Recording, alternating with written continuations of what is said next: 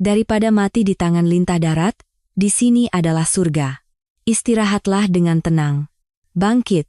Mobil suaminya lenyap di telan badai tropis. Lumpur hitam pekat menyiprat ke mantel Siti, namun ia tidak membersihkannya. Ia hanya menatap tajam ke arah lampu belakang mobil yang menghilang. Tepat pada saat cahaya merah itu benar-benar sirna, klik sabuk pengaman di kursi rodanya terlepas. Siti, tanpa terhuyung sedikit pun, berdiri tegak dengan kedua kakinya. Seolah-olah ia tidak pernah lumpuh. Dari balik mantelnya, ia mengeluarkan sebuah walkie-talkie dan menekan tombolnya. Misi selesai. Jemput. Sebagai jawaban, dari kegelapan, sepasang lampu depan mobil yang besar menyala.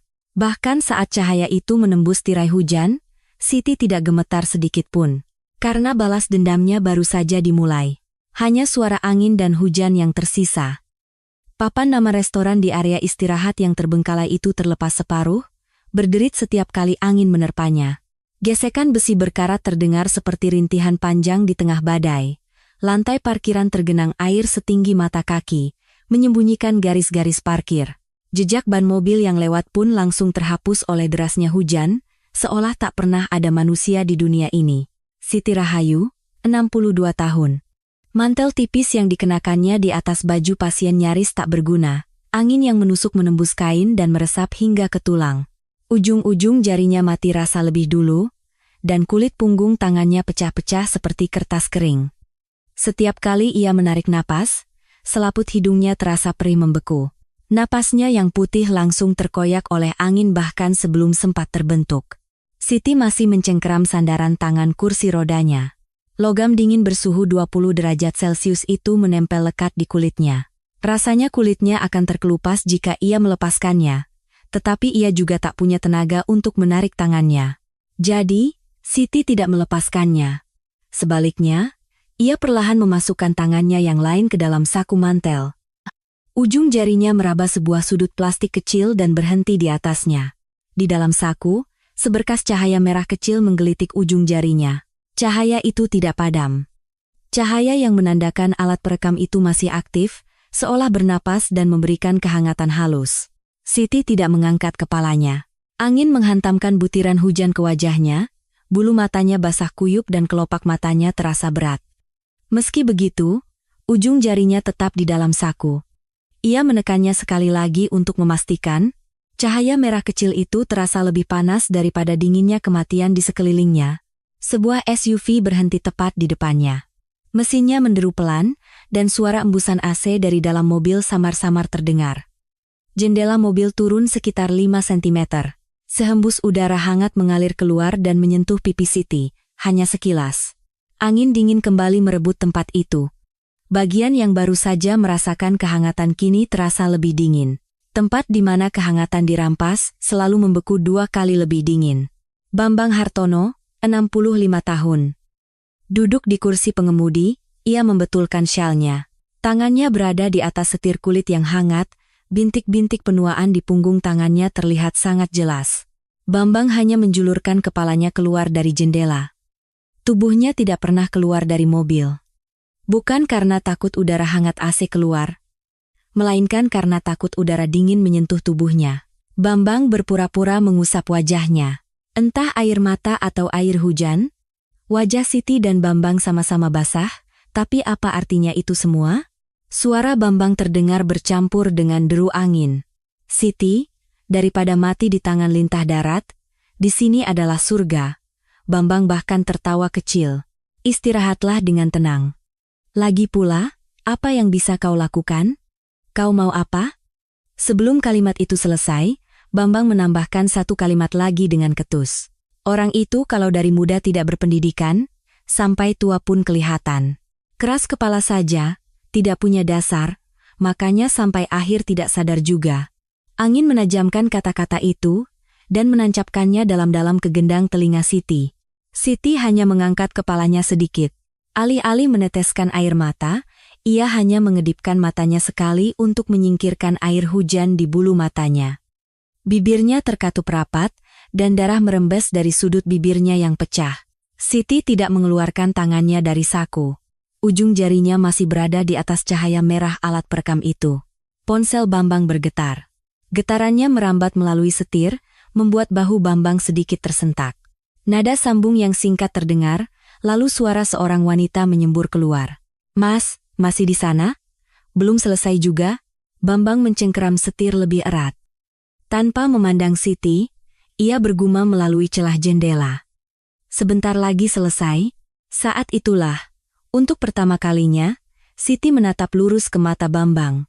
Mata seorang suami yang telah hidup bersamanya selama 30 tahun. Di mata itu, tidak ada sedikit pun rasa bersalah atau keraguan. Siti membuka mulutnya. "Ya sudah." Napasnya tidak panjang. "Pergilah." Ujung kalimatnya tidak goyah. "Jangan pernah berpikir untuk kembali ke sini lagi." Bambang terdiam sejenak. Kakinya mungkin hendak menginjak pedal gas, tetapi berhenti.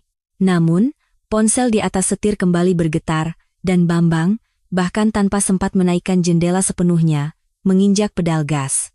Roda mobil berputar di tempat. Air hitam pekat campuran lumpur dan genangan menyiprat. Cipratan itu mengenai bagian depan mantel Siti dan mengalir dingin hingga ke pipinya. Siti tidak mengangkat tangannya. Gerakan sekecil mengangkat dan menurunkan punggung tangan pun terasa sia-sia saat ini. Siti tidak bergerak, sebaliknya, ia memfokuskan pandangannya. 2 titik merah lampu belakang mobil menjauh menembus badai. Sempat goyah sekali, lalu semakin menjauh, semakin samar, dan akhirnya, benar-benar lenyap. 5. Hujan menghantam wajahnya, bulu mata Siti semakin basah. 4. Wuwush. Angin kembali menghantam papan nama yang rusak itu tanpa ampun. 3. Air menggenang di sekitar roda kursi roda, membuatnya seberat timah. 2. Tangan Siti perlahan bergerak ke samping pinggangnya. 1. Klik. Suara gesper sabuk pengaman yang terlepas terdengar jelas bahkan di tengah badai. Siti tidak langsung melepaskan tangannya yang memegang gesper. Jari-jarinya yang membeku membuat gerakannya sedikit terlambat. Dalam jeda singkat itu, Siti menarik napas sekali. Tidak dalam, singkat dan dingin. Siti mencengkeram sandaran tangan dan memajukan tubuhnya. Kursi roda berderit memilukan. Seolah untuk mengakhiri suara itu, Siti menapakkan kedua kakinya ke tanah.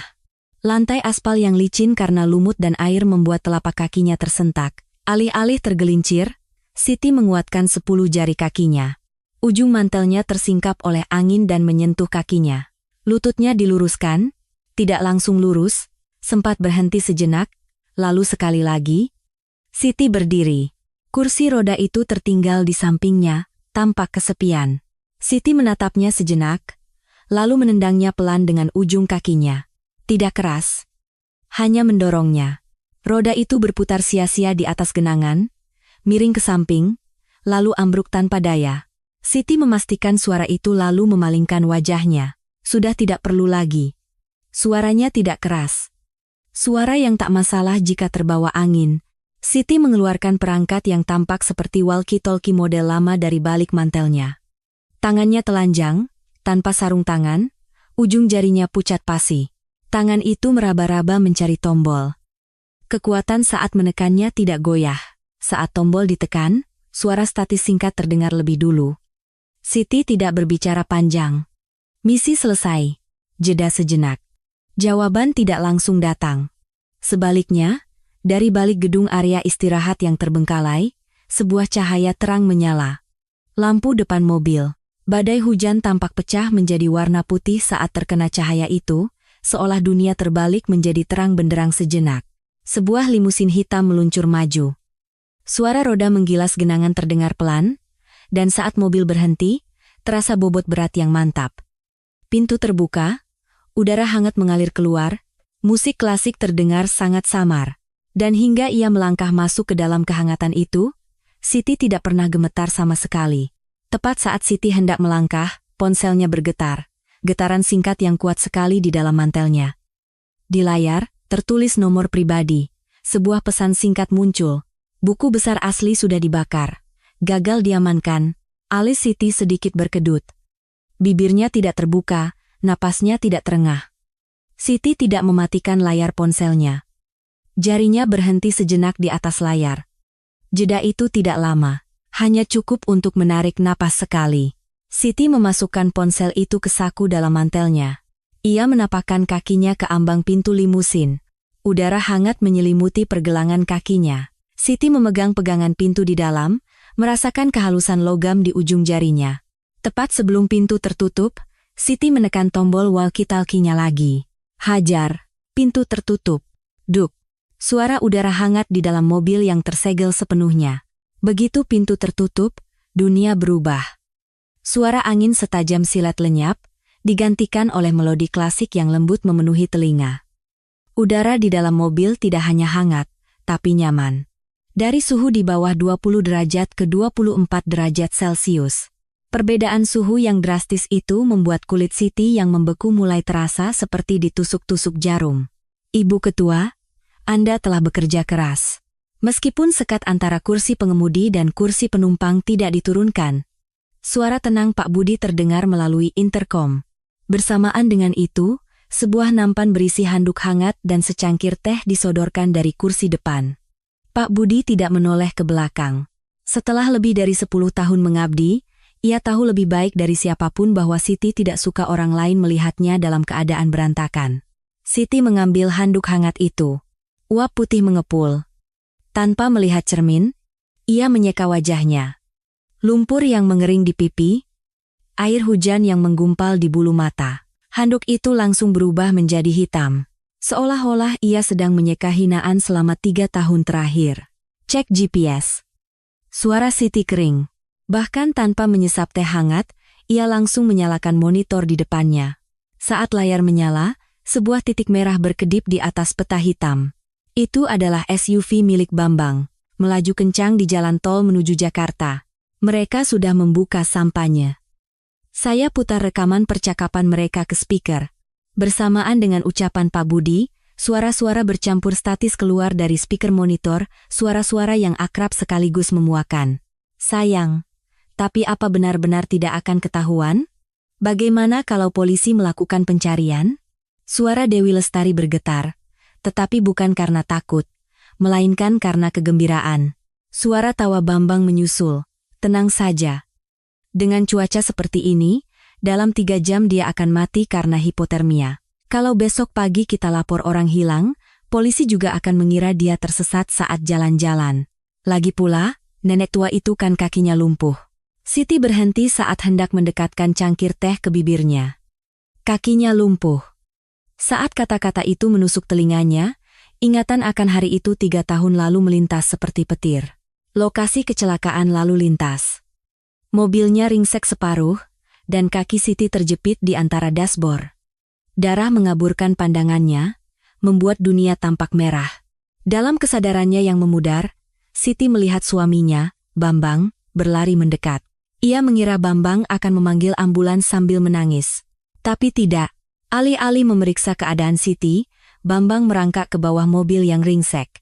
Gerakan tangannya yang terburu-buru merobek sesuatu dan memasukkannya ke dalam saku, selang minyak rem.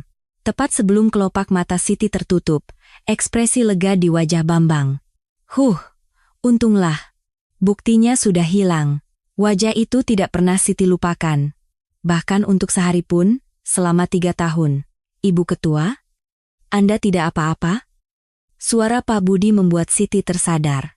Teh di dalam cangkir yang dipegangnya beriak halus. Siti meletakkan cangkir itu kembali ke nampan. Dengan hati-hati agar tidak menimbulkan suara. Terus putar. Dari speaker, percakapan mereka masih mengalir. Kali ini tentang uang, tapi Mas, soal surat tanah nenek tua itu, tidak ada di brankas kamar. Apa mungkin disimpan di safe deposit box bank? Tidak mungkin. Perempuan itu sangat pencuriga, tidak percaya pada bank. Pasti disembunyikan di suatu tempat di rumah. Di bawah lemari tua atau di mana. Karena tidak berpendidikan, dia tidak mengerti sistem perbankan. Sudut bibir Siti sedikit terangkat. Bambang, yang telah hidup bersamanya selama 30 tahun, benar-benar tidak mengenalnya. Bukan karena pencuriga sehingga tidak percaya pada bank. Melainkan karena ada tempat yang lebih aman daripada bank, yaitu kekuatannya sendiri. Siti membuka tas dokumen kulit di sampingnya. Klik.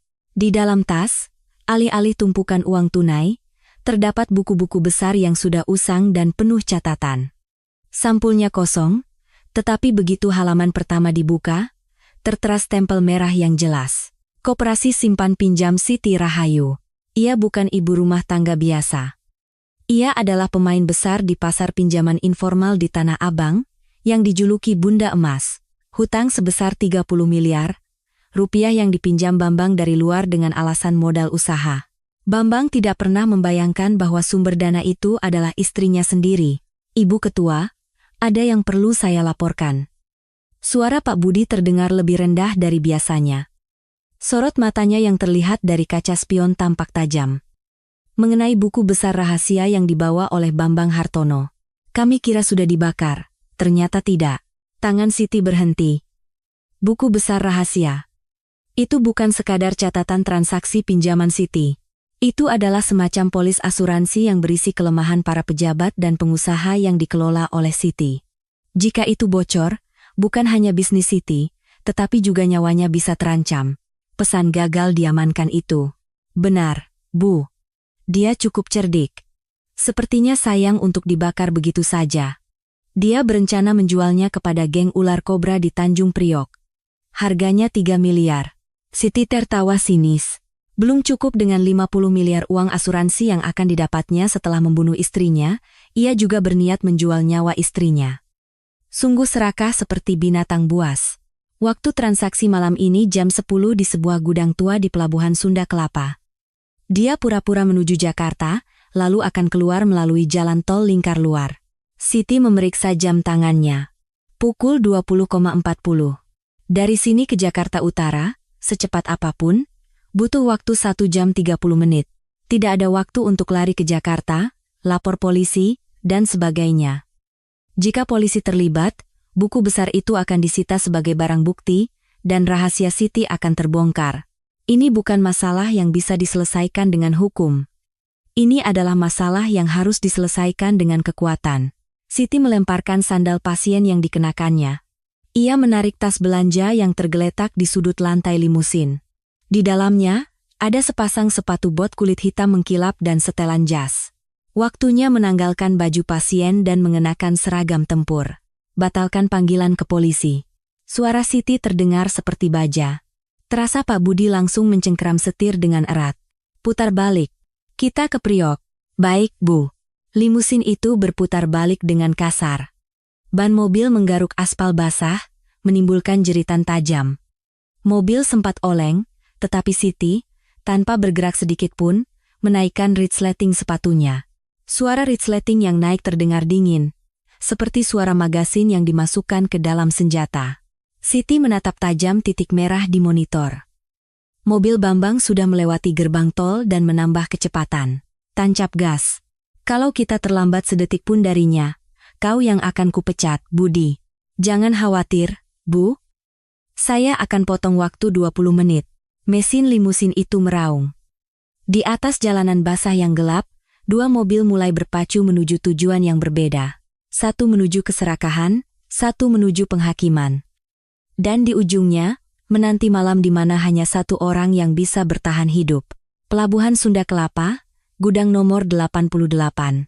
Bau laut dan besi berkarat menusuk hidung, bohlam tua yang tergantung di langit-langit bergoyang ditiup angin, membuat bayangan di dalam gudang memanjang dan memendek seperti hantu. Di suatu tempat, terdengar suara tikus berlari, dan angin dingin menyusup melalui celah-celah pintu besi yang berkarat, melolong. Di tengah gudang, di atas sebuah drum minyak yang kotor, tergeletak sebuah tas kulit tua. Di sekelilingnya, berdiri 5 pria bertubuh kekar. Tato di punggung tangan mereka berwarna biru tua, dan asap rokok mengepul dari mulut mereka. Mereka adalah anggota geng ular kobra, yang terkenal paling kejam di Jakarta Utara. Woi, si Bambang bangsat itu mana? Cuma kirim barang? Batang hidungnya nggak kelihatan. Pemimpin geng, yang dijuluki Bang Jago, meludah ke lantai. Tato ular di lehernya meliuk, dan tatapan matanya bersinar licik seperti namanya. Di seberangnya, seorang preman suruhan Bambang berdiri gemetaran. Meskipun cuaca dingin, keringat membasahi dahinya. Anu, Bang.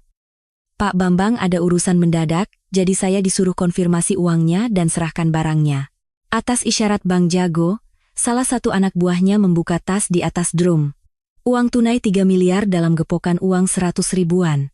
Bau uang kertas menyebar di dalam gudang, dan mata si kurir terbelalak. Terpampang jelas di wajahnya pikiran bahwa dengan uang sebanyak itu, ia tidak perlu bekerja seumur hidup. Saat itulah, dari luar gudang, terdengar suara mesin yang berat, bukan truk, bukan juga mobil biasa. Suara knalpot yang sangat rendah dan berat, seperti napas binatang raksasa. Apa itu? Polisi? Bang Jago mencabut goloknya dan menatap ke arah pintu. Anak buahnya juga dengan gugup mengambil pipa besi dan balok kayu. Suara detak jantung mereka seolah saling terdengar. Namun, sebelum pintu terbuka, suara ledakan dahsyat terdengar lebih dulu. Braka! Pintu besi yang berkarat itu melengkung seperti kertas dan terbang ke dalam. Bumper depan sebuah limusin hitam menghancurkan pintu gudang, dan menerobos masuk. Lampu depannya menerangi bagian dalam gudang seterang siang hari. Aarg! Apa-apaan ini? Para preman menutupi mata mereka dan jatuh terjengkang. Limusin itu berhenti mendadak sekitar 1 meter di depan drum.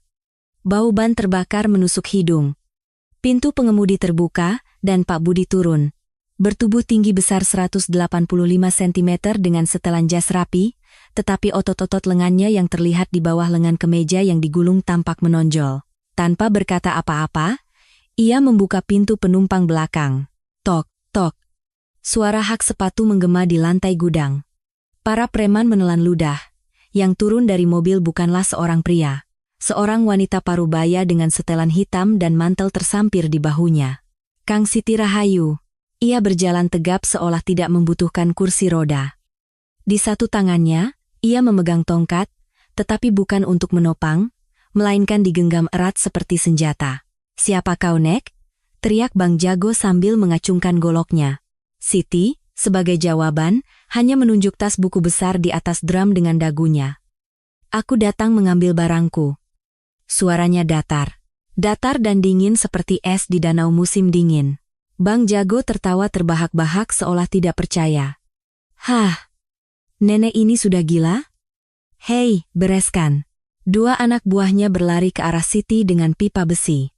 Pak Budi hendak maju, tetapi Siti menghentikannya dengan isyarat tangan. Lalu, ia mengangkat tongkatnya.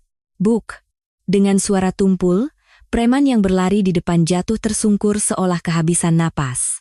Bersamaan dengan itu, Siti sedikit memutar tubuhnya dan menendang kaki preman yang menyusul dengan hak sepatunya. Preman itu bahkan tidak sempat berteriak dan berguling di lantai. Semua terjadi dalam sekejap. Seni bela diri praktis Siti, yang ditempa melalui berbagai pengalaman hidup di dunia pinjaman informal, tidak tumpul meskipun usianya sudah lebih dari 60 tahun. Mulut Bang Jago ternganga. Baru saat itulah ia melihat wajah Siti dengan lebih jelas. Wajah yang pernah ia lihat. Tidak. Wajah yang tidak akan pernah ia lupakan. Bunda. Bunda emas. Golok di tangan Bang Jago jatuh ke lantai. Di Jakarta Utara, siapapun yang berurusan dengan uang pasti mengenal Bunda emas dari Tanah Abang. Jika tidak, ia pasti mata-mata. Salah satu sumber dananya, legenda itu, muncul dengan sendirinya, bahkan menghajar anak buahnya. Ampun, Bunda. Saya benar-benar tidak tahu. Saya pantas mati. Bang Jago bersujud. Dahinya membentur lantai. Duk! Suara itu menggema di gudang. Anak buahnya yang lain, tanpa mengerti apa-apa, ikut bersujud. Siti melangkahi preman yang tergeletak dan berjalan ke depan drum. Ia membuka tas buku besar dan memeriksa isinya dengan teliti. Untungnya, itu asli. Buku utang judi Bambang dan daftar klien Siti. Namun, kening Siti berkerut. Halaman terakhirnya sobek. Halaman yang berisi daftar rekening nomine yang paling penting. Ini kemana? Siti menunjukkan bagian yang sobek. Bang Jago gemetar sambil menggelengkan kepala. Dari awal sudah begitu, Bun. Waktu si Bambang itu menyerahkannya, sudah begitu. Dari saku si kurir yang meringkuk di sudut, terdengar nada dering. Kring, kring. Itu Bambang. Siti memberi isyarat dengan jarinya. Pak Budi mencengkeram kerah si kurir dan menyeretnya. Siti merebut ponsel dari tangannya. Di layar, tertera nama Pak Bos. Angkat. Siti menodongkan ujung tongkatnya ke dagu si kurir dan berbisik. Katakan transaksi berjalan lancar. Kalau bicara macam-macam, nyawamu selesai di sini. Si kurir, sambil menangis, menekan tombol panggil. Meskipun tidak dalam mode speaker, gudang itu begitu sunyi sehingga suara Bambang terdengar jelas. Woi, kenapa lama sekali diangkat? Transaksi sudah selesai? Uangnya sudah diterima? Iya, bos. Sudah selesai. Bang Jago sudah cek uangnya dan ambil barangnya. Hahaha, mantap. Memang Bang Jago kerjanya rapi. Hei, kau juga sudah kerja bagus. Ambil sedikit bagianmu di sana lalu kabur, nanti aku hubungi lagi. Tut. Telepon terputus. Siti melempar ponsel si kurir ke lantai hingga hancur berkeping-keping. Prang. Serpihan kaca berhamburan. Ia mencari-cari sobekan halaman buku besar di lantai. Tidak ada. Jelas sekali Bambang merobeknya dan menyimpannya sebagai jaminan. Tanpa itu, ia tidak bisa menjerat Bambang sepenuhnya. Siti menatap Bang Jago. Uang 3 miliar yang kau terima dari Bambang, kembalikan. Apa? Bunda. Itu kan. Aku tidak dengar. Siti memukul drum dengan tongkatnya. Dang. Bang Jago ketakutan dan mendorong tas uang ke depan Siti. Siti, tanpa melirik tas uang itu sedikit pun, memberi isyarat kepada Pak Budi. Ambil. Dan anak-anak ini, pastikan mulut mereka tertutup untuk sementara, kunci gudangnya. Baik, Bu. Siti hanya mengambil buku besar yang sobek dan berbalik. Bambang saat ini pasti sedang bersiul gembira karena mengira telah mendapatkan 3 miliar. Tetapi uang itu telah kembali utuh ke tangan Siti. Sekarang yang tersisa hanyalah potongan terakhir di saku Bambang. Saat masuk ke limusin, Siti melihat wajahnya di kaca spion. Sorot matanya telah kembali ke masa 3 tahun lalu, tidak, 30 tahun lalu, saat ia berada di puncak kejayaannya. Mata di masa-masa ia mempertaruhkan nyawanya melawan para preman di lorong-lorong Tanah Abang. Kita ke Menteng. Jangan sampai terlambat ke pestanya. Mobil itu kembali meraung dan meninggalkan pelabuhan. Suara ombak di laut malam terdengar kasar, tetapi hati Siti justru tenang. Karena sekarang, perburuan yang sesungguhnya akan dimulai. Di kursi belakang limusin, hanya pencahayaan remang-remang yang menyala. Di luar jendela, lampu-lampu jalan tol Bandara Soekarno-Hatta melesat lewat, tetapi pandangan Siti terpaku pada tumpukan dokumen di pangkuannya. Buku besar dan surat utang yang baru saja direbutnya dari geng ular kobra. Di setiap lembar kertas, keserakahan hina Bambang tercium seperti bau tinta. Siti mengambil salah satu amplop dokumen yang paling tebal. Di sampulnya tertulis jatuh tempo 3 tahun, pelunasan sekaligus, tanpa penjamin. Itu adalah kontrak pinjaman modal usaha yang dipinjam Bambang dari lembaga keuangan tingkat kedua tanpa sepengetahuan Siti. Tentu saja, lembaga keuangan itu sebenarnya adalah perusahaan samaran milik Siti. Pokok 30 miliar, bunga 24% per tahun. Budi, stempel. Atas perintah singkat Siti, sebuah kotak kecil disodorkan dari kursi depan. Siti membukanya. Tinta stempel merah yang lengket dan berkilauan. Ia mengeluarkan stempel yang terbuat dari batu giok dari sakunya. Siti Rahayu. 3 kata yang terukir di stempel itu, di dunia pinjaman informal, sama seperti buku catatan malaikat maut. Siapapun yang menerima surat utang berstempel ini, bahkan orang kaya sekalipun, akan sulit tidur di malam hari. Siti membuka bagian perjanjian pengalihan hak tagih di bagian bawah kontrak. Tanda tangan pihak pengalih, yaitu direktur perusahaan samaran, sudah ada. Sekarang, tinggal membubuhkan stempel pihak penerima, maka pemilik utang 30 miliar ini secara resmi adalah Siti Rahayu. Siti tidak ragu-ragu. Ia mencelupkan stempelnya ke dalam tinta merah, lalu menekannya dengan kuat di atas kertas. Tap. Dengan suara serat kertas yang tertekan, nama merah yang jelas tercetak. Dengan satu stempel ini, Bambang Hartono bukan lagi suami Siti, ia telah menjadi debitur macet yang harus menyerahkan ginjalnya jika tidak bisa membayar. Siti membersihkan tinta di stempelnya dengan tisu sambil tersenyum sinis. Harga 30 tahun kebersamaan hanyalah selembar kertas ini. Ia memasak untuknya, mencuci pakaiannya, bahkan merawat ibu mertuanya yang sakit, tetapi hubungan mereka ternyata tidak terikat oleh cinta atau kesetiaan, melainkan hanya oleh uang.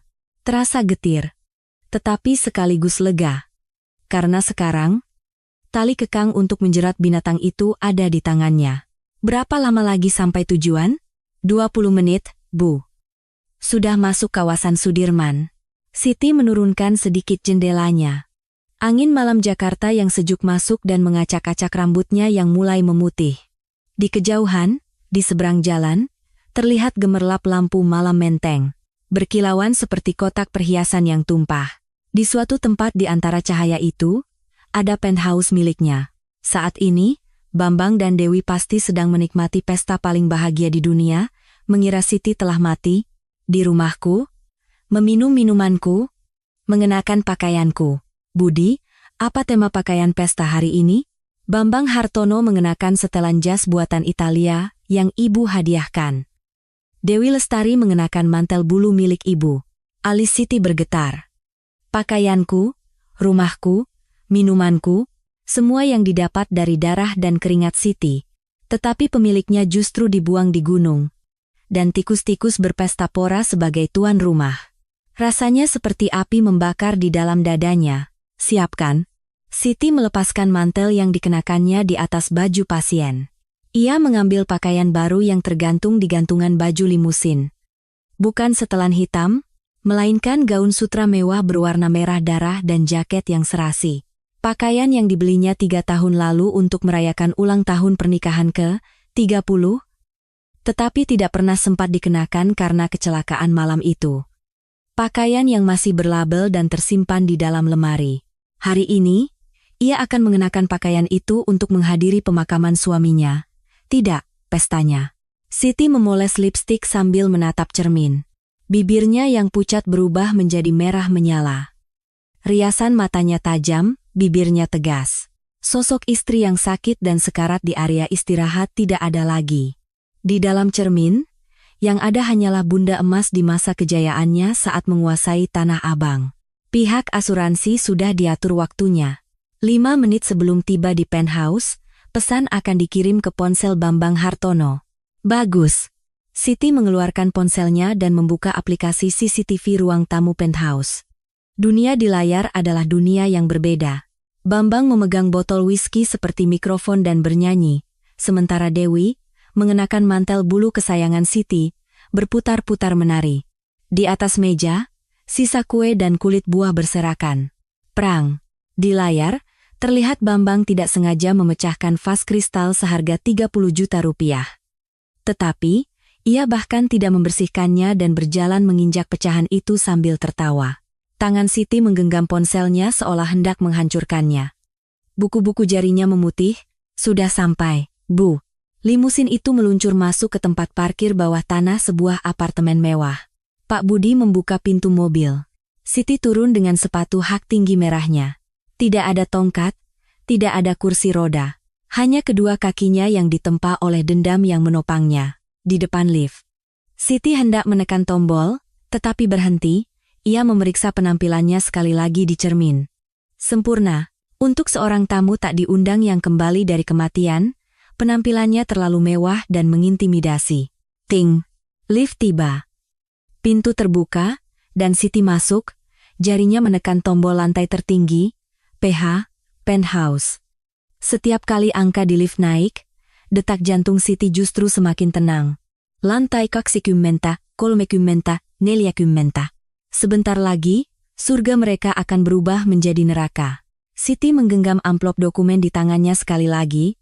Tumpukan kertas ini akan menjadi jerat yang mencekik leher mereka, ia yakin. Tepat sebelum pintu lift terbuka, sebuah notifikasi masuk ke ponsel Siti. Ting. Pesan terkirim. Pemberitahuan perubahan penerima manfaat asuransi jiwa. Sudut bibir Siti terangkat dengan menawan, sekaligus kejam. Mari kita mulai pestanya. Di ruang temu penthouse di Menteng, lampu gantung kristal di langit-langit bersinar cemerlang. Dari speaker Bluetooth, musik dangdut koplo menggelegar. Di balik jendela kaca, pemandangan malam Jakarta berkilauan seperti permata, tetapi apa yang terjadi di dalamnya sangatlah menjijikan. Sayang, minum ini. Hari ini benar-benar dunia milik kita. Mas, bagaimana mantel ini? Aku jauh lebih cocok daripada si nenek Siti itu, kan? Wajah Bambang memerah. Dasinya diikat di kepala. Dewi Lestari mengenakan mantel bulu Siti di atas lingerie dan berputar-putar. Di lantai, sebotol whisky mahal yang sudah separuh kosong tergeletak. Tikus-tikus yang menari di rumahku, meminum minumanku, dan mengenakan pakaianku. Saat itulah ponsel Bambang yang tergeletak di meja bergetar singkat. Best Zets. Bambang, sambil berhenti menari, melirik ponselnya. Sebuah pesan dari asuransi XX. Pemberitahuan pencairan dana asuransi. Bambang tersenyum lebar dan membuka layar. Namun, saat membaca pesan itu, mata Bambang membelalak. Gerakan menarinya berhenti seketika. Pemberitahuan, sesuai permintaan nasabah. Penerima manfaat asuransi jiwa sebesar 50 miliar rupiah telah diubah dari SDR, Bambang Hartono menjadi Yayasan Harapan Bangsa. Apa? Perubahan penerima manfaat? Tangan Bambang gemetar. Rasa mabuknya langsung hilang. Tanggal perubahannya 6 bulan lalu. Saat itu, Siti dalam keadaan vegetatif dan tidak bisa menggerakkan jari sekalipun. Mas, kenapa? Uangnya sudah masuk? Dewi mendekat dan merebut ponsel itu. Lalu ia menjerit. Apa ini, yayasan? Mas, bagaimana ini bisa terjadi?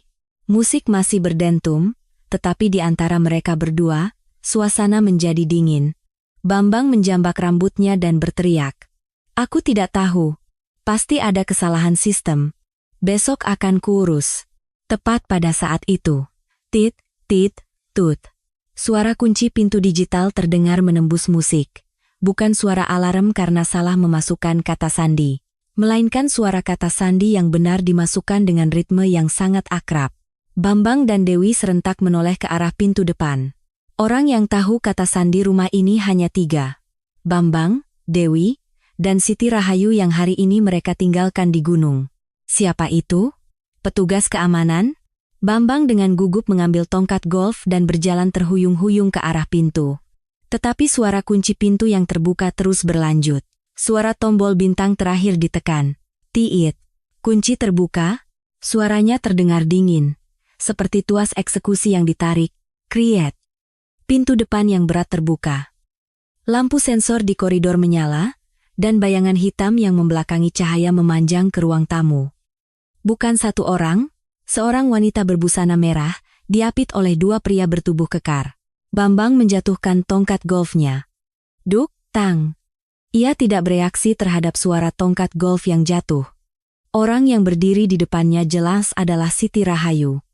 Tetapi tidak ada kursi roda, tidak ada baju pasien. Seorang wanita asing yang berdiri tegap dengan tatapan dingin menatapnya. Hantu. Bambang mundur dan jatuh terduduk. Dewi, bahkan tanpa bisa menjerit, menutup mulutnya dan merangkak ke belakang sofa. Siti masuk ke ruang tamu tanpa melepas sepatunya. Tok, tok. Suara hak sepatunya di lantai marmer seolah menusuk jantung Bambang. Siti menendang botol whisky yang tergeletak di lantai. Prang. Botol itu pecah membentur dinding, cairan berwarna keemasan berhamburan. Whisky mewah itu menggenang di lantai seperti air selokan. Tuan rumah sudah datang, tapi sambutan tamunya begini? Suara Siti datar. Bambang merangkak mundur. Giginya gemeletuk. Sayang, kakimu? Bagaimana? Siti, sebagai jawaban, duduk di kursi utama ruang tamu, tepat di tempat Dewi bersembunyi. Dewi ketakutan dan hendak lari, tetapi Pak Budi telah memblokir jalan di depan pintu. Siti menyilangkan kakinya dan mengambil ponsel yang menampilkan pesan perubahan asuransi di atas meja. Lalu ia menunjukkan layar ponsel itu ke arah Bambang dan tersenyum sinis. Terkejut? Karena uangku 50 miliar melayang? Siti, ini salah paham. Bambang gemetar mencoba membela diri. Salah paham? Atas isyarat Siti, Pak Budi menekan remote dan menyalakan TV. Sebuah video muncul di layar. Ruang tamu 6 bulan lalu, rekaman CCTV yang menunjukkan Bambang memasukkan bubuk putih ke dalam sup Siti sambil menyeringai. Itu obat tidur, kan? Untuk membuatku lemas dan tidak pernah bangun lagi. Mulut Bambang ternganga. Semua perbuatannya direkam oleh mata-mata yang tersembunyi di setiap sudut rumah. Ia mengira dirinya adalah pemburu. Tetapi ternyata ia adalah tikus percobaan yang diawasi dengan ketat. Siti melempar remote ke arah TV yang sedang memutar video itu. Brak, layar retak dan gambarnya menjadi statis. Saat kalian bersenang-senang di rumahku, tahu apa yang kupikirkan? Siti mencondongkan tubuhnya dan menatap lurus ke mata Bambang. Di dalam matanya, ada penghinaan dingin yang lebih menakutkan daripada kemarahan. Kapan waktu terbaik untuk membunuhmu agar kau paling menderita? Aku bertahan hidup hanya dengan memikirkan itu. Bambang bahkan tidak bisa bernapas. Permintaan ampun pun tidak bisa keluar dari tenggorokannya. Wanita di depannya bukan istrinya, melainkan jelmaan Dewi Pembalasan yang merangkak keluar dari neraka. Di ruang tamu, hanya sisa suara layar TV yang pecah yang terdengar tajam. Bambang Hartono, yang masih terduduk di lantai, menatap bergantian antara layar yang rusak dan wajah Siti. Bibirnya gemetar, tetapi tidak ada suara yang keluar. Dewi Lestari, dari balik sofa, hanya memperlihatkan rambutnya, menahan napas. Siti mengambil sebungkus rokok di atas meja. Rokok sisa Bambang. Ia mengeluarkan sebatang. Tidak menyulutnya, melainkan memutarnya di antara jari-jarinya. Gerakan sederhana itu saja sudah membuat Bambang tersentak dan meringkuk. Kenapa? Takut aku akan menyulutnya? Siti mematahkan rokok itu menjadi dua dan melemparkannya ke asbak. Lalu ia mengulurkan tangannya ke arah Pak Budi. Pak Budi, seolah sudah menunggu, menyerahkan sebuah amplop dokumen tebal ke tangan Siti. Di sampul coklatnya tertulis barang bukti awal. Kepolisian. Nah, mari kita periksa faktanya. Siti membalik amplop itu dan menumpahkan isinya ke atas meja. Foto, USB, dan salinan transkrip rekaman berhamburan. Pandangan Bambang terpaku pada selembar foto. Malam kecelakaan 3 tahun lalu. Foto yang menangkap punggung Bambang saat ia merangkak ke bawah mobil dan memotong selang rem. Kualitasnya buram, tetapi logo di jaket yang dikenakan Bambang terlihat jelas. Jaket merek golf kesayangannya. Ini editan, kan? Itu bukan aku. Siti, percayalah padaku. Bambang mencoba merebut foto itu, tetapi Pak Budi menginjaknya dengan sepatunya. Siti mendengus. Editan? Apa hasilnya akan sama jika kita bawa ke forensik? Siti mengambil foto kedua. Rekaman CCTV 6 bulan lalu yang menunjukkan Bambang membeli obat tidur dalam jumlah besar di apotek, dan di sebelahnya, ada salinan resep dari apoteker. Dosis berlebih dapat menyebabkan koma. Ini yang kau berikan padaku sebagai suplemen, kan? Bukan untuk memulihkan tenaga, tapi obat untuk tidur selamanya. Wajah Bambang menjadi pucat pasi. Bukti-bukti yang sempurna, tanpa celah untuk membela diri.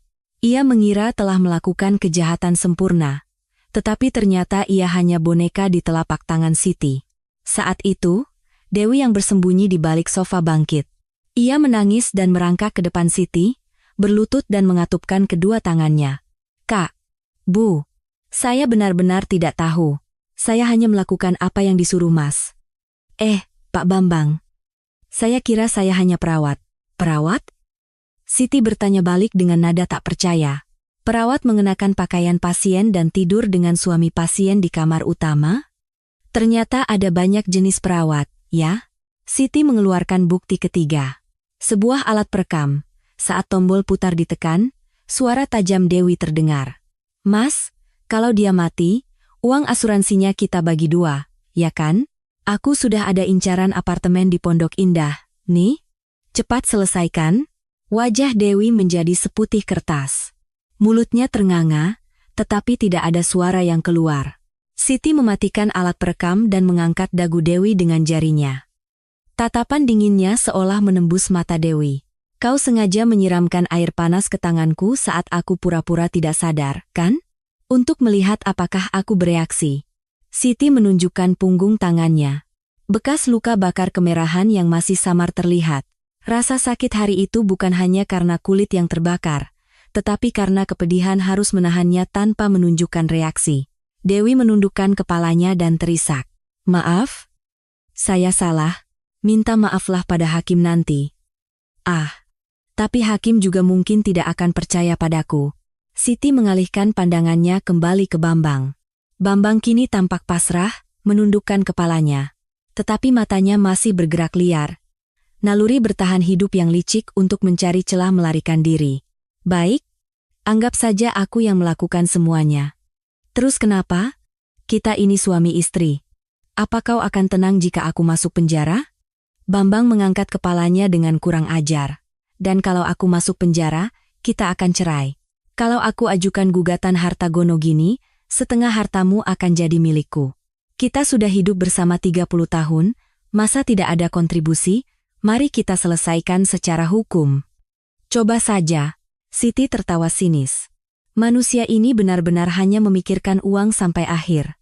Tidak ada sedikit pun rasa bersalah. Monster sejati. Siti berdiri. Menatap Bambang, ia mengeluarkan kartu truf terakhirnya. Harta Gonogini, mimpi saja. Siti memberi isyarat kepada Pak Budi.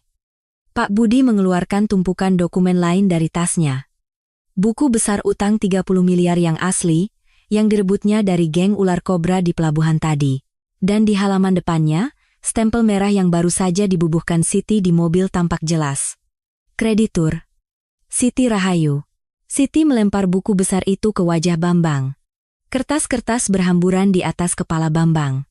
Bambang mengambil selembar kertas yang jatuh di lantai. Surat utang yang ditandatanganinya sendiri. Tetapi nama krediturnya telah berubah. Apa ini? Siti Rahayu, kenapa namamu ada di sini? Mata Bambang seolah hendak keluar. Siti tersenyum dingin. Utang 30 miliar yang kau pinjam diam-diam selama 5 tahun di luar. Apa kau tidak penasaran? Siapa sumber dananya? Jangan-jangan. Benar. Aku. Bunda emas yang selalu kau bayar bunganya tepat waktu. Itu adalah istrimu sendiri. Bambang, seolah tidak percaya, membolak-balik buku besar itu. Di akhir setiap dokumen, tertera stempel Siti. Kakinya lemas dan ia jatuh terjengkang. Ia berusaha membunuh istrinya untuk mencuri uangnya, tetapi ternyata uang itu adalah milik istrinya sendiri, dan ia telah menjadi debitur dengan utang besar kepada istrinya. Ini bukan sekadar gugatan cerai. Ini adalah jerat sempurna yang akan menyeretnya ke dalam kasus Wan Prestasi, penyitaan aset, dan penipuan. Harta Gonogini? Jangan bercanda. Kau bukan membagi harta, tapi harus membayar utang. Suara Siti tegas seperti paku yang menancap. Selama kau di penjara, bunga utangmu akan terus berbunga. Saat kau keluar, bahkan di usia 50 atau 60, kau tidak akan bisa lepas dari tumpukan utang. Seumur hidup memulung atau jadi kuli bangunan pun tidak akan cukup untuk membayar bunganya. Erangan seperti binatang buas keluar dari mulut Bambang. Ah, tidak mungkin. Ini tidak mungkin. Tidak ada yang tidak mungkin, itu uang yang kau pakai. Siti kembali duduk di sofa dan menyilangkan kakinya. Bukan kelegaan seorang pemenang, melainkan keagungan seorang hakim yang terpancar dari seluruh tubuhnya. Bambang kini tidak hanya takut, tetapi putus asa. Masuk penjara tidak menakutkan. Tetapi hidup sebagai budak utang istrinya seumur hidup tanpa uang sepeser pun adalah vonis mati baginya. Nah, sekarang pilih. Mengaku dan menebus dosamu di penjara, atau bayar utangku 30 miliar sekarang juga dan gigit lidahmu? Tawaran Siti kejam. Keduanya adalah pilihan yang lebih buruk dari kematian. Bambang memukul lantai dan menangis meraung-raung, tetapi air mata itu bukan air mata penyesalan, melainkan amarah karena rencananya yang sempurna hancur dan kesedihan karena kehilangan uang. Saat itu, dari kejauhan, terdengar suara sirena. Wiwu. Wiwu. Suara itu semakin mendekat. Polisi yang telah dipanggil Siti sebelumnya telah tiba. Waktunya habis. Siti berdiri. Ia menatap Bambang dan Dewi bergantian dengan dingin. Pergi makan nasi cadong sana. Itu sedekah terakhirku untuk kalian. Dari arah pintu depan, terdengar suara gaduh dan polisi mulai menggedor pintu. Polisi. Buka pintunya. Bambang dan Dewi saling berpandangan. Di mata mereka, tidak ada lagi cinta atau kesetiaan sebagai rekan konspirator. Hanya ada naluri keji untuk saling menyalahkan dan bertahan hidup. Pesta telah berakhir. Yang tersisa bagi mereka hanyalah jeruji besi yang dingin dan kebencian satu sama lain. Polisi, buka pintunya. Di luar pintu, teriakan mendesak dan suara gedoran pintu terdengar keras. Pak Budi menatap Siti. Siti mengangguk pelan. Pak Budi berjalan ke pintu depan dan membuka kuncinya. Klik. Begitu pintu terbuka, 3 petugas polisi berseragam dan 2 detektif berpakaian preman menyerbu masuk. Mereka langsung memahami situasi di ruang tamu. Bambang Hartono yang terduduk di lantai, Dewi Lestari yang gemetaran di sudut, dan Siti Rahayu, sang pemilik rumah, yang duduk dengan anggun di sofa. Situasi yang persis seperti dilaporkan. Anda Bambang Hartono dan Dewi Lestari? Seorang detektif bertanya sambil menunjukkan lencananya. Bambang tidak bisa menjawab. Pandangannya masih terpaku pada surat utang dan buku besar yang berserakan di lantai. Di kepalanya, hanya kata-kata utang 30 miliar, kreditur Siti Rahayu, debitur macet yang berputar-putar. Bapak Bambang Hartono. Detektif itu mengguncang bahu Bambang. Baru saat itulah Bambang tersadar. Begitu melihat detektif, ia langsung memegang celananya dan memohon. Pak polisi, tolong saya. Wanita ini mau membunuh saya. Sungguh pemutarbalikan fakta yang luar biasa. Detektif itu, dengan ekspresi tak percaya, melepaskan cengkeraman Bambang. Apa maksud Anda? Laporan yang masuk adalah percobaan pembunuhan yang Anda lakukan.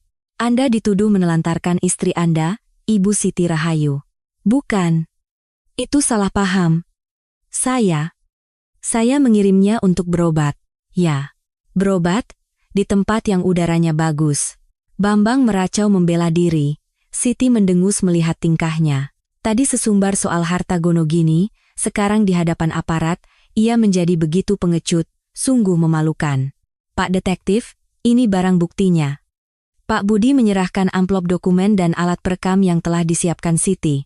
Surat pernyataan korban, transkrip rekaman di lokasi, dan rekaman CCTV saat para pelaku merencanakan kejahatan, semuanya ada di sini. Detektif itu memeriksa barang bukti dengan teliti lalu mengangguk. Jelas sekali, Bambang Hartono, Dewi Lestari, Anda kami tangkap atas tuduhan penganiayaan berat, penelantaran yang menyebabkan luka parah, dan percobaan pembunuhan. Detektif itu mengeluarkan borgol. Klik. Suara logam yang beradu membuat Dewi menjerit. Tidak, aku tidak melakukannya. Aku hanya disuruh. Dewi menunjuk Bambang dan berteriak. Orang ini yang merencanakan semuanya. Dia bilang akan membelikanku apartemen di Pondok Indah kalau dapat uang asuransi 50 miliar. Aku tidak bersalah. Hei! Bambang melotot dan hendak menyerang Dewi. Kau yang lebih dulu mengajak untuk membunuhnya. Kau yang menyuruhku memasukkan obat. Dan kau juga yang menyiram air panas. Beraninya kau memutarbalikkan fakta. Di rekaman ada buktinya. Kau yang memasukkan obat. Keduanya saling berteriak dan meludahi satu sama lain. Beberapa jam yang lalu mereka saling berpelukan dan membuka sampahnya merayakan cinta. Sekarang mereka menjadi musuh bebuyutan. Apa mereka tahu arti cinta dan kesetiaan? Polisi melerai keduanya, dan ruang tamu menjadi ricuh. Siti hanya mengamati kekacauan itu dalam diam. Ia mengira akan merasa lega, tetapi ternyata perasaannya biasa saja. Seperti menonton kebakaran di rumah tetangga, tidak ada emosi apapun. Hanya ada rasa lega bahwa hubungannya dengan mereka benar-benar telah berakhir. Para polisi membawa keduanya keluar. Pintu depan tertutup, dan keheningan kembali menyelimuti ruang tamu. Lantai yang berantakan, pecahan kaca dan tumpahan minuman keras, dokumen yang sobek, seperti bekas diterpa badai. Pak Budi mendekat dan bertanya dengan hati-hati. Ibu Ketua, Anda tidak apa-apa? Siti, sebagai jawaban, menghela napas panjang. Mungkin karena ketegangannya mereda, bahunya tampak sedikit turun, tetapi sorot matanya masih hidup. Budi. Iya, Bu. Besok pagi, panggil perusahaan pembersih. Bersihkan semuanya. Furnitur, perabotan, bahkan cat dindingnya. Siti memandang sekeliling rumah. Aku tidak suka bau mereka di rumah ini. Buang semuanya. Jangan sisakan apapun. Baik, Bu. Dan Pak Budi ragu-ragu. Keluarga Pak Bambang mungkin akan datang. Mereka pasti akan heboh setelah melihat berita. Mata Siti kembali menajam.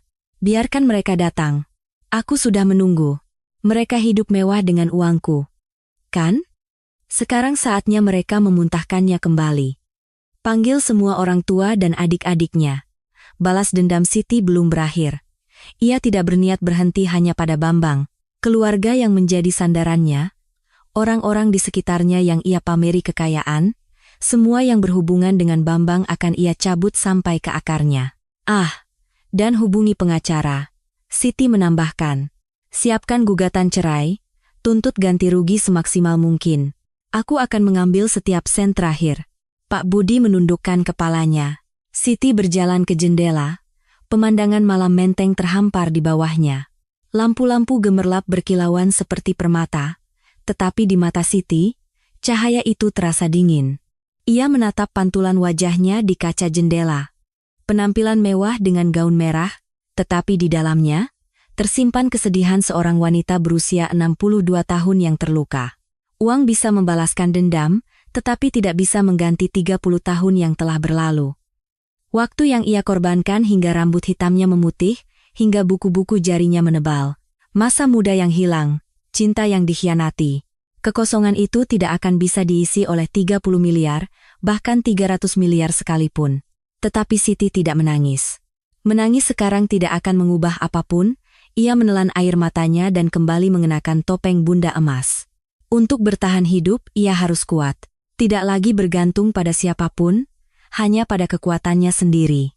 Siti mengangkat tangannya dan menempelkan telapak tangannya ke kaca jendela. Rasa dingin menjalar. Selamat jalan, Bambang Hartono. Dan selamat jalan, Siti Rahayu yang dulu. Ia mengucapkan selamat tinggal pada dirinya di masa lalu. Istri yang berbakti, menantu yang terlalu baik. Siti Rahayu yang itu telah mati hari ini. Mulai sekarang, yang ada hanyalah Siti Rahayu, sang ketua, yang hidup hanya untuk dirinya sendiri. Ruang tahanan Polres Jakarta Selatan. Cahaya lampu neon yang merembes melalui jeruji besi terasa dingin. Hawa dingin naik dari lantai semen, dan di suatu tempat terdengar suara tikus berlari. Bambang memegang jeruji besi dan berteriak sekuat tenaga. Pengacara, panggil pengacaraku. Kalian tahu siapa aku? Dengan uangku, kalian semua bisa kupecat. Seorang petugas piket, sambil mengorek telinganya, menjawab dengan acuh tak acuh. Pak, tolong tenang sedikit. Ini sudah jam 3 pagi, dan pengacara sudah dihubungi, tapi tidak ada yang mau datang. Apa? Tidak mungkin. Pengacara A? Pengacara B? Berapa banyak orang yang sudah kutraktir makan, Bambang tidak bisa percaya. Jaringan hukum yang dulu membungkuk padanya saat ia berjaya, kini tiba-tiba mengabaikan panggilannya. Ia tidak tahu bahwa Siti sudah bergerak. Siti telah mengerahkan tim penasihat hukumnya, firma hukum terbesar di Indonesia yang berkantor di SCBD, untuk memblokir kasus Bambang. Siapapun yang membela musuh Ibu Siti Rahayu, akan dianggap sebagai musuh firma kami. Satu kalimat itu sudah cukup membuat para pengacara di Jakarta Selatan mundur teratur. Hei, Bambang Hartono. Terdengar teriakan melengking dari sel sebelah. Itu Dewi Lestari. Riasannya luntur, penampilannya seperti hantu, menendang jeruji besi. Gara-gara kau, hidupku hancur.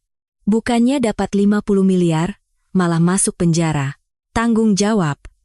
Kembalikan masa mudaku. Masa muda? Omong kosong.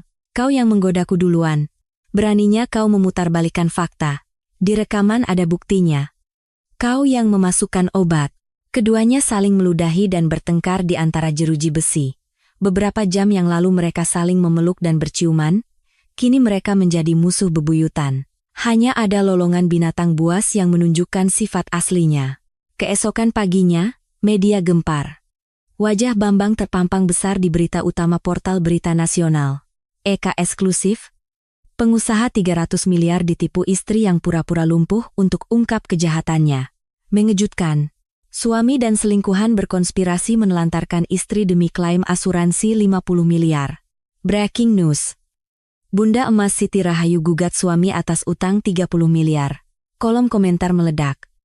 Wah, lebih gila dari sinetron. Nenek hebat. Viralkan identitas suaminya. Orang seperti itu harus dihukum sosial. Selingkuhannya juga sama saja. Biarkan mereka membusuk di penjara. Identitas Bambang langsung tersebar. Situs web perusahaan perdagangannya lumpuh. Dan di depan kantornya, warga yang marah melempari telur. Rumah keluarga Bambang di kampung juga menjadi sasaran. Orang tua dan adik-adiknya yang sudah tua dikepung oleh wartawan dan tidak bisa keluar rumah. Siti membaca berita di tabletnya di dalam limusin. Di layar, adik Bambang diwawancarai oleh wartawan. Kakak saya bukan orang seperti itu, Kakak ipar saya itu yang licik, dia memfitnah. Siti mendecakkan lidahnya. Masih belum sadar juga. Sebaiknya bayar dulu utang jaminan toko yang kuberikan. Baru bicara besar. Ibu Ketua, keluarga suami Anda sudah datang di lobi. Apa Ibu mau bertemu? Tanya Pak Budi. Tidak ada gunanya bertemu mereka. Suruh pengacara kita yang temui. Katakan pada mereka untuk diam sebelum aku menuntut pengembalian uang jaminan itu. Kalau tidak, tanah mereka di kampung akan kusita. Siti tidak punya belas kasihan. Sebagian uang yang dicuri Bambang juga digunakan untuk menafkahi keluarganya. Modal usaha adiknya, biaya sekolah keponakannya, biaya rumah sakit ibunya, semua dari kantong Siti, tetapi alih-alih berterima kasih, mereka malah menyebutnya menantu jahat yang memakan putranya. Sekarang, ia akan menunjukkan rasa jahat yang sesungguhnya. Ruang besuk di rutan. Bambang duduk dengan mata cekung. Dalam sehari, ia tampak menua 10 tahun. Tulang pipinya menonjol, dan lingkaran hitam di bawah matanya pekat. Pintu ruang besuk terbuka dan seseorang masuk. Bambang bangkit. Siti. Tetapi yang masuk bukan Siti. Seorang pria asing dengan setelan jas rapi. Pengacara dari firma hukum yang mewakili Siti. Siapa Anda? Anda Bapak Bambang Hartono? Saya pengacara yang mewakili Ibu Siti Rahayu. Pengacara itu mengeluarkan setumpuk dokumen dari tasnya dan meletakkannya di meja. Ini surat gugatan cerai. Dan ini tagihan ganti rugi. Gugatan pengembalian utang 30 miliar. Laporan penipuan dan penggelapan, terlalu banyak untuk disebutkan satu persatu. Bambang jatuh terduduk. Siti tidak datang? Ibu Ketua bilang tidak ada gunanya melihat wajah Anda. Dan beliau menitipkan pesan. Pengacara itu membetulkan kacamatanya dan berkata dengan dingin. Tidak ada negosiasi. Tidak ada keringanan. Bahkan setelah kau keluar dari penjara, neraka yang lebih besar menantimu di luar. Matilah sambil membayar utangku seumur hidup. Bambang memukul meja. Brak. Keterlaluan. Kita sudah 30 tahun menikah, bagaimana bisa kau sekejam ini? Keterlaluan? Pengacara itu mendengus. Itu bukan kata yang pantas diucapkan oleh orang yang mencoba membunuh istrinya dengan meninggalkannya di gunung. Lalu pengacara itu mencondongkan tubuhnya dan berbisik kepada Bambang. Ibu Ketua sudah meminta tolong kepada teman-teman satu sel Anda untuk memberikan perlakuan khusus. Uang jajan tidak akan masuk sepeser pun. Jadi Anda harus bertahan hidup dengan mencuci piring di dalam sana. Apa? Wajah Bambang menjadi pucat pasi. Kehidupan di dalam penjara, ia tahu bagaimana perlakuan terhadap narapidana yang tidak punya uang dan koneksi. Apalagi dengan cap sebagai penjahat yang durhaka kepada istri, ia bisa membayangkan perlakuan yang akan diterimanya dari narapidana lain. Sungguh mengerikan. Silakan tanda tangan. Ini surat kesepakatan cerai. Kalau ini cepat diproses, hukuman Anda mungkin bisa sedikit berkurang. Pengacara itu menyodorkan pulpen. Bambang mengambil pulpen itu dengan tangan gemetar. Pandangannya kabur. Dengan menandatangani kertas ini, ia secara sukarela memutus tali yang mengikatnya sebagai suami Siti Rahayu. Tetapi ia tidak punya pilihan. Sret. Bambang selesai menandatangani. Begitu meletakkan pulpen, ia membenturkan kepalanya ke meja dan menangis. Aku gila. Pengacara itu mengambil dokumen dan berdiri, kalau begitu, sampai jumpa di pengadilan. Kami juga akan menghadiri sidang Dewi Lestari, kalian berdua pasti akan sibuk saling bersaksi. Setelah pengacara itu pergi, Bambang ditinggal sendirian di ruang besuk yang kosong. Dinding semen yang dingin, secercah sinar matahari yang masuk melalui jeruji besi. Itulah seluruh dunia yang bisa ia lihat sekarang. Penthouse mewah di Menteng, mobil impor mahal, selingkuhan muda, semua lenyap seperti fata morgana. Yang tersisa hanyalah cap narapidana, debitur macet, dan pendurhaka. Pada saat yang sama, Dewi Lestari juga menangis di ruang besuk lain. Orang tuanya datang dan menggedor kaca pembatas sambil memaki. Anak sialan, kau gila, ya? Menggoda suami orang sampai masuk penjara. Memalukan keluarga. Akan kami coret kau dari kartu keluarga? Jangan pernah hubungi kami lagi. Dewi bersujud di lantai dan memohon. Ibu, Bapak, aku salah. Tolong carikan pengacara. Tolong keluarkan aku dari sini. Tetapi orang tuanya berbalik dengan dingin. Dewi putus asa. Ia bermimpi mengubah nasib dengan mengandalkan masa muda dan kecantikannya, tetapi hasilnya adalah keterasingan total. Ia juga jatuh ke neraka yang sama dengan Bambang. Siti menerima semua laporan itu di dalam limusinnya. Tanda tangan Pak Bambang sudah didapat. Keluarga besarnya juga sudah diam setelah diancam akan dituntut. Bagus, kerja bagus. Siti memandang keluar jendela. Hujan turun. Tetesan hujan di kaca jendela mengalir seperti air mata. Tetapi mata Siti kering. Air mata yang bisa ia keluarkan sudah habis selama 3 tahun terakhir. Ibu Ketua, sekarang kita kemana? Kembali ke penthouse? Tanya Pak Budi. Tidak.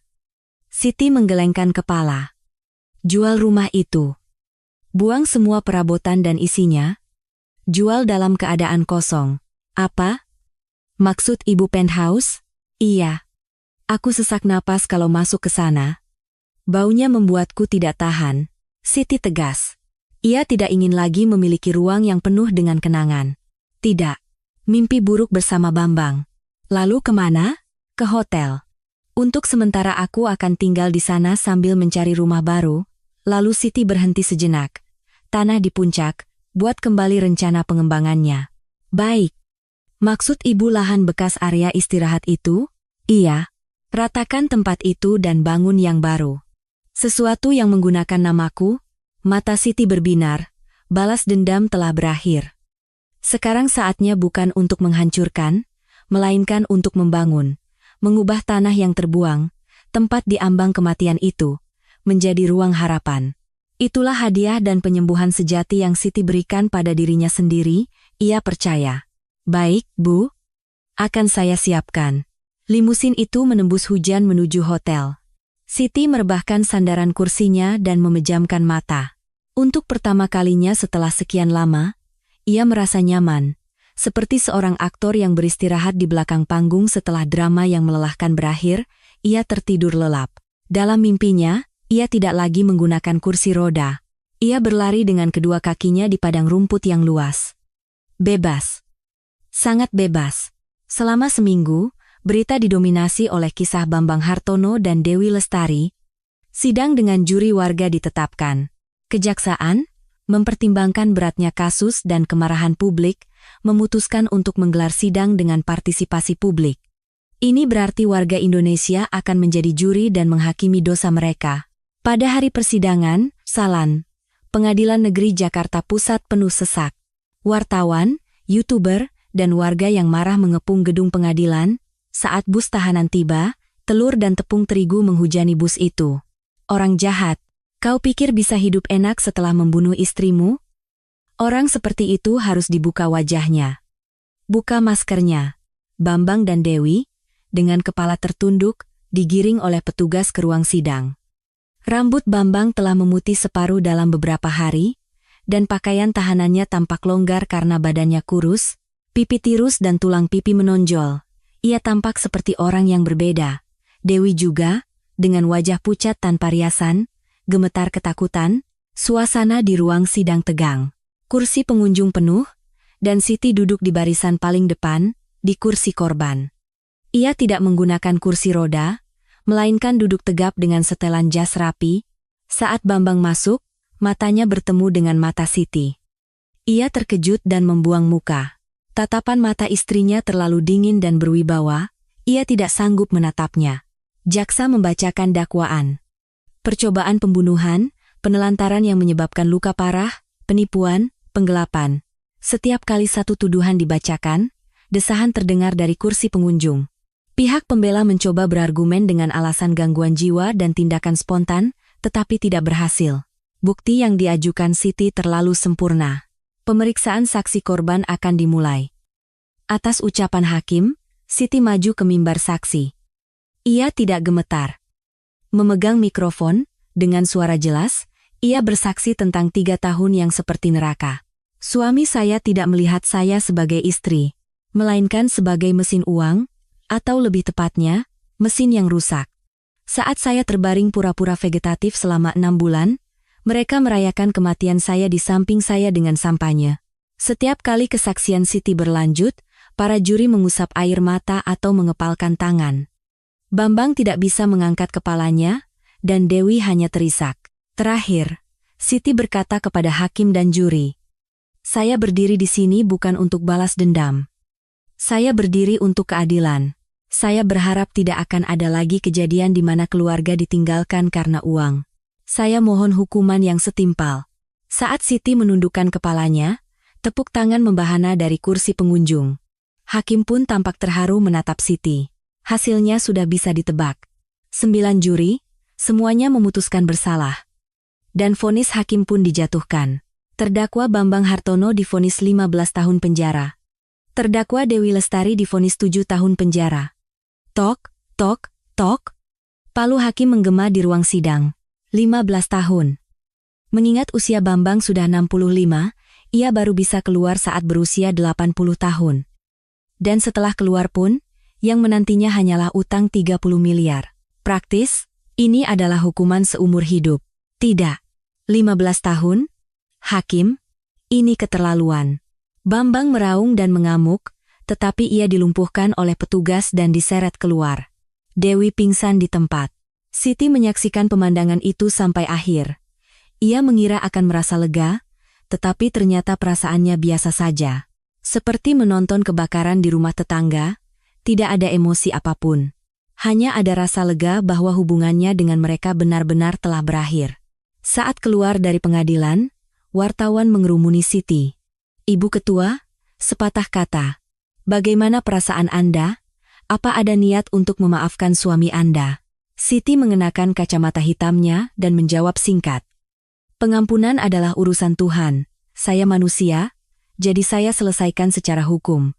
Ia masuk ke limusin yang sudah menunggunya. Di luar jendela, kilatan kamera yang tak terhitung jumlahnya. Siti kini bukan lagi korban Siti Rahayu, melainkan telah menjadi selebriti, tetapi ia bahkan merasa terganggu dengan perhatian itu. Ia hanya ingin beristirahat dengan tenang. "Ibu Ketua, kita kemana?" tanya Pak Budi. "Kita ke puncak." "Baik. Maksud Ibu? Ke lokasi proyek?" "Iya. Tanggal peletakan batu pertama sudah ditetapkan, kan? Aku ingin melihatnya lebih dulu." Limusin itu meninggalkan Jakarta dan melaju di jalan tol. Pemandangan di luar jendela berubah dari hutan beton kelabu menjadi hijau. Siti menurunkan jendela dan merasakan angin. Bukan angin dingin yang menusuk yang ia rasakan seminggu lalu saat merasakan ketakutan akan kematian, melainkan angin sejuk dan hangat yang membawa aroma musim semi. Beberapa jam kemudian, limusin tiba di area istirahat di Jalan Raya Puncak. Tempat parkir yang setahun lalu terbengkalai dan menyeramkan telah lenyap, digantikan oleh lokasi konstruksi yang sibuk dengan ekskavator dan truk. Proyek pembangunan pusat rehabilitasi, penyembuhan harapan Bunda. Di gambar rancangan yang terpasang di pagar proyek, terlihat para lansia di kursi roda tersenyum sambil berjalan-jalan. Siti turun dari mobil dan mengenakan helm proyek. Kepala proyek berlari menyambutnya. "Ibu Ketua, selamat datang. Pembangunan berjalan sesuai jadwal. Kerja bagus. Fondasi adalah yang terpenting, kan? Bangun yang kokoh. Jangan khawatir, Bu. Ini bangunan yang menggunakan nama Ibu, satu bata pun tidak akan kami pasang sembarangan." Siti memandang sekeliling lokasi konstruksi. Di tempat di mana salju mencair, tunas-tunas hijau baru bermunculan. Tempat di mana ia berdiri untuk pertama kalinya setelah bangkit dari kursi roda. Kini, di tempat itu, sebuah tiang besar sedang didirikan. Seolah-olah tiang yang akan menopang kehidupan baru Siti. "Ibu Ketua, di sana." Pak Budi berkata dengan hati-hati. "Pak Bambang mengirim surat dari penjara." Pak Budi mengeluarkan sebuah amplop surat yang kusut dari sakunya. Di atasnya tertulis dari narapidana nomor 3502, Bambang Hartono. Siti menerima surat itu. Ia hendak membukanya, tetapi tersenyum sinis dan menggelengkan kepala. Isinya sudah bisa ditebak. "Maaf, aku salah. Tolong kirimi aku uang. Hanya ada pembelaan diri yang menyedihkan dan permohonan. Beri aku korek api." Siti, tanpa membuka surat itu, menyalakan korek api. Ces. Api menyambar ujung kertas. Api kuning mulai melahap surat itu. Siti melemparkan surat yang terbakar itu ke tanah. Ia tidak mengalihkan pandangannya sampai surat itu menjadi abu hitam dan terbang tertiup angin. Sudah habis terbakar. Siti menginjak abu itu dengan kakinya. Sekarang benar-benar sudah berakhir. Ia tersenyum kepada Pak Budi. Budi, aku lapar. Ada warung sate enak di dekat sini? Ada, Bu. Di kota kecil di bawah sana ada warung legendaris 30 tahun. Ayo kita ke sana. Aku yang traktir. Pesan porsi jumbo. Terima kasih, Bu. Siti dan Pak Budi, sambil tersenyum, kembali ke mobil. Di tempat di mana hantu masa lalu telah dibakar, sebuah bangunan bernama Harapan sedang didirikan. Siti tidak lagi menoleh ke belakang, pandangannya hanya tertuju ke depan, ke pusat penyembuhan yang akan selesai dibangun, dan ke orang-orang yang akan bangkit kembali di sana. 4 musim telah berganti. Dalam kurun waktu itu, dunia telah melupakan nama Bambang Hartono. Baik di berita maupun di bibir orang, kejahatan durhaka itu telah menjadi gosip sesaat dan lenyap tanpa jejak. Tetapi utang 30 miliar yang ia tinggalkan tidak lenyap, dan lantai sel yang dingin juga tetap sama. Di sana, waktu dunia seolah berhenti, namun, waktu Siti Rahayu justru berputar lebih cepat dari sebelumnya. Di pinggir jalan raya Puncak, tempat Arya istirahat yang setahun lalu terbengkalai dan menyeramkan, kini berdiri sebuah bangunan 3 lantai yang megah. Pusat rehabilitasi, penyembuhan Harapan Bunda. Dinding luar bangunan yang terbuat dari kaca berkilauan diterpa sinar matahari musim semi, dan di tamannya, bunga-bunga berwarna-warni bermekaran. Azalea, alamanda, magnolia. Di tanah kematian, kehidupan telah bersemi. Ibu ketua yayasan, sudah waktunya untuk pemotongan pita.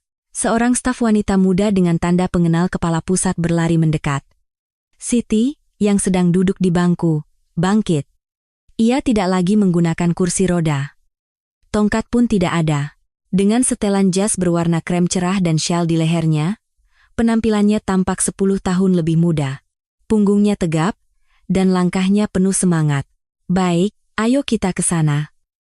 Para tamu pasti sudah menunggu. Siti berjalan menuju lokasi acara. Di bawah panggung, banyak orang berkumpul. Warga setempat, pasien rehabilitasi yang telah dibantu oleh Siti, dan mitra bisnis barunya. Semua menatap Siti dengan pandangan hormat dan terima kasih. Bukan sebagai istri seseorang atau menantu seseorang, melainkan sebagai Siti Rahayu, ketua yayasan, yang berdiri tegak dengan sendirinya. Selamat. Anda telah melakukan pekerjaan yang luar biasa. Hujan karangan bunga menyambutnya. Siti tersenyum membalas. Saat itu, di antara kerumunan, terlihat wajah yang akrab. Pak Budi, di satu tangannya, ia memegang sebuah amplop dokumen dan memberi isyarat kepada Siti. Setelah acara selesai, Siti kembali ke kantornya. Pak Budi menyerahkan amplop dokumen itu, putusan akhir perceraian dengan Pak Bambang, dan surat perintah pembayaran utang 30 miliar juga sudah keluar. Siti menerima dokumen itu, beberapa lembar kertas. Dengan ini, hubungan 30 tahun yang penuh liku-liku itu secara hukum telah berakhir. Bambang kini adalah orang asing, sekaligus debitur yang harus membayar utang seumur hidup kepada Siti. Ada kabar dari penjara? Siti bertanya acuh tak acuh. Kebetulan, ada telepon dari petugas lapas. Katanya Pak Bambang sangat menderita. Tidak ada uang jajan, tidak bisa makan enak, badannya kurus kering. Teman-teman satu selnya mengucilkannya karena telah menelantarkan istri, jadi ia hanya bertugas mencuci piring. Siti tersenyum sinis. Mencuci piring? Baguslah. Di rumah, ia tidak mau menyentuh air sedikit pun. Sekarang akhirnya belajar pekerjaan rumah tangga. Dan katanya ia setiap hari memohon untuk dijenguk. Katanya ingin bertemu sekali saja. Siti memasukkan amplop dokumen itu ke dalam laci yang paling dalam. Pasti ingin bertemu. Bukan denganku, tapi dengan uangku. Ia berdiri dan berjalan ke jendela. Di luar jendela, terlihat para pasien yang sedang menjalani terapi. Seorang lansia di kursi roda dengan susah payah melangkah, dan keluarganya di sampingnya bertepuk tangan dan bersorak. Melihat pemandangan itu, mata Siti sedikit memerah. Ia juga pernah seperti itu, saat satu langkah terasa sebagai hal tersulit di dunia. Saat itu, yang membuatnya bangkit bukan cinta suaminya, melainkan kemarahan atas pengkhianatan, Tetapi sekarang, ia ingin berjalan bukan dengan kemarahan, melainkan dengan harapan. Budi. Iya, Ibu Ketua. Siapkan mobil. Aku mau jalan-jalan. Saya akan siapkan sopir. Tidak. Aku akan menyetir sendiri. Apa? Ibu sendiri? Pak Budi bertanya dengan kaget. Iya. Aku sudah perpanjang SIM. Sekarang, tempat yang ingin kukunjungi, akan kudatangi dengan tanganku sendiri. Siti mengambil kunci mobil dan berjalan ke tempat parkir. Sebuah SUV perak mengkilap menunggunya. Bukan mobil hitam suram yang dulu dikendarai Bambang. Mobil yang elegan dan kokoh yang dipilih sendiri oleh Siti. Ia duduk di kursi pengemudi dan menyalakan mesin. Brum! Suara mesin terdengar riang seperti detak jantung. Siti mengenakan kacamata hitamnya dan melihat ada kerutan di sudut matanya, tetapi sorot matanya lebih bersinar daripada pemuda berusia 20 tahun. Siti memasukkan gigi dan menginjak pedal gas. Mobil itu meluncur mulus keluar dari tempat parkir. Di sepanjang jalan raya puncak yang ia lalui, pohon-pohon sakura liar bermekaran dengan indahnya. Angin masuk melalui celah jendela dan membelai rambut perak Siti. Musim semi telah tiba. Musim semi yang sesungguhnya. Siti menaikkan volume radio. Lagu pop yang ceria mengalun. Ia bersenandung sambil mengetuk-ngetuk setir. Bagus. Pas sekali. Siti bergumam sendiri dan menambah kecepatan. Di jalan yang ia lalui, tidak ada lagi badai salju atau pengkhianatan. Hanya ada jalan yang ia pilih, kehidupan baru yang akan ia ciptakan sendiri. Mobil Siti menjauh di bawah sinar matahari musim semi. Di tempat di mana salju telah mencair, bunga yang lebih kuat dan indah dari sebelumnya sedang mekar.